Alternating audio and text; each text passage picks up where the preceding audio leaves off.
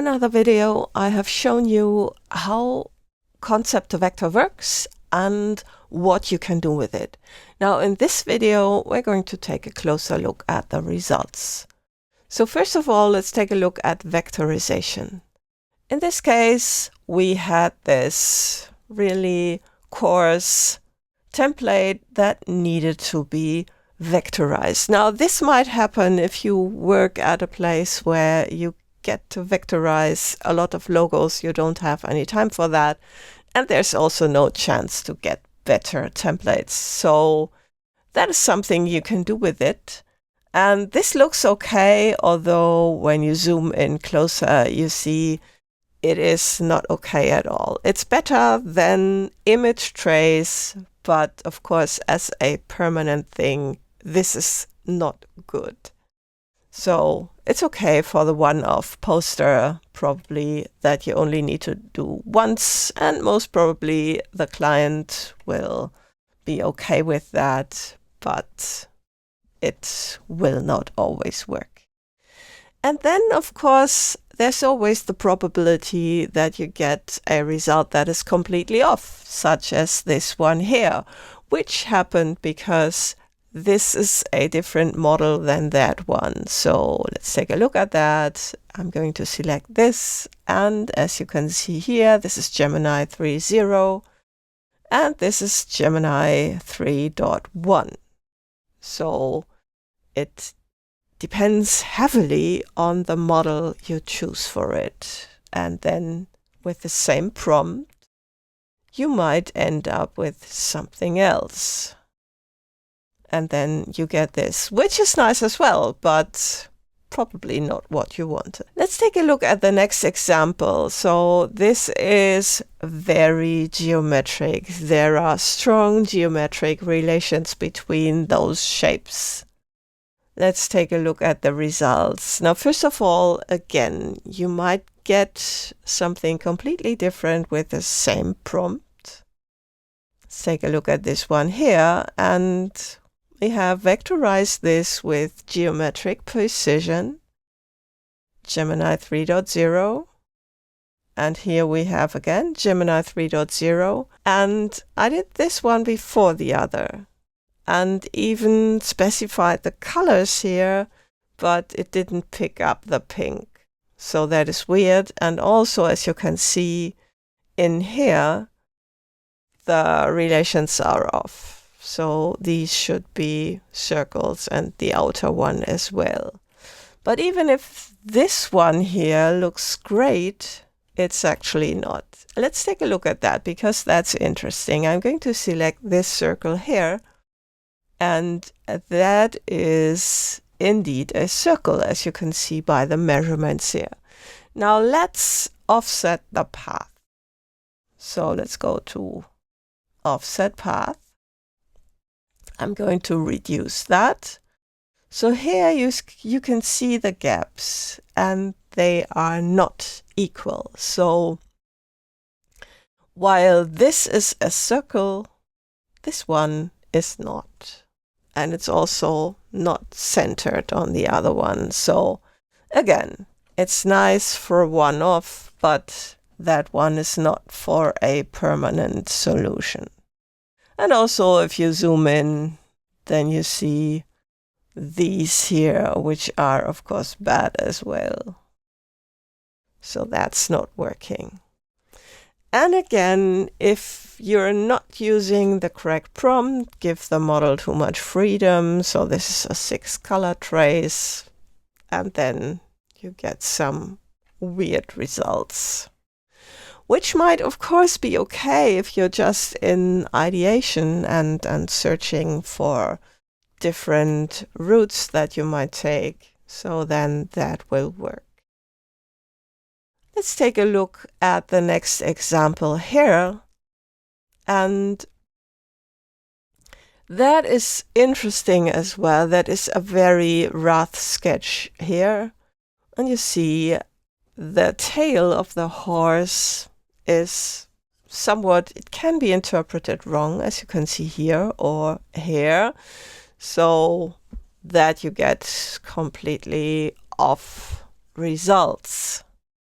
that one is again okay, and here we've got a completely free interpretation of that sketch, which was okay because the model had more freedom there. And then you get that. What's also interesting with this is if we examine that further, so we have a Chinese Year of the Horse illustration, and let's take a look at how many colors we got. So these are already 5 colors for this simple drawing, which of course needs correction. And if you do not specify the colors, then you might end up with more than you like. And also, as you can already see here, there are weird shapes in that. So it looks nice and clean, but it's not. So if you go into outline view, then you see the real result. Since this is all auto-traced, you could end up with results like these. And here you see this is not nice. And same thing with these here. Again, it's interesting. So we've got this polka dot pattern here, and again we get nice and clean circles. This one not, but most of the other ones, let's take a look at the measurements. They are slightly off, but most of these circles are pretty accurate. Let's take a look at the prompt. So no mention of colors, and if we just inspect that, then you see, although this looks clean, we've got 143 colors in here. So that is kind of weird. So that needs a lot of cleaning up. And this one here as well, 170 colors. It looks clean, but it's not. And also when zooming in, then you get these weird ellipses there and these corners which are not looking nice. And in outline view, you also see there is a lot left to clean up. So even if it looks pretty geometric, it's not. And all of them also have a background. So let's bring this to the front. So you see they have a white background here, and it needs to be cleaned up. Then we have these. So we have seen it can also do raster images, and yeah, this is a watercolor. It's kind of chaotic, but it's also meant to be expressive. So probably I would have to expect that. Then we have this one here. This was the sketch, and the result was meant to just color this in a realistic way. And again, we get a decent result, but better not zoom into that. So most of them are okay for rather rough approaches, and if that is your style, you can use that. But, and again here, looks clean, but then don't look closer.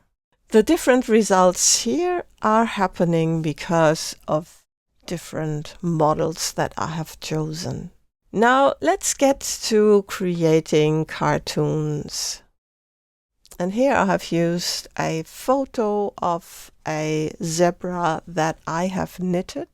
So that's my image and my character. But as you can see, I've turned it into a cartoon character, which it did nicely. I think it interpreted these in this way because it really didn't know what to make of this. This is, of course, a correct translation of that into a cartoon image, but if you want to draw a cartoon, then this would be pretty difficult and would need some refinement. So it's easier to draw, because drawing all these wires would not be nice and not work very well if you need to do a series of cartoons.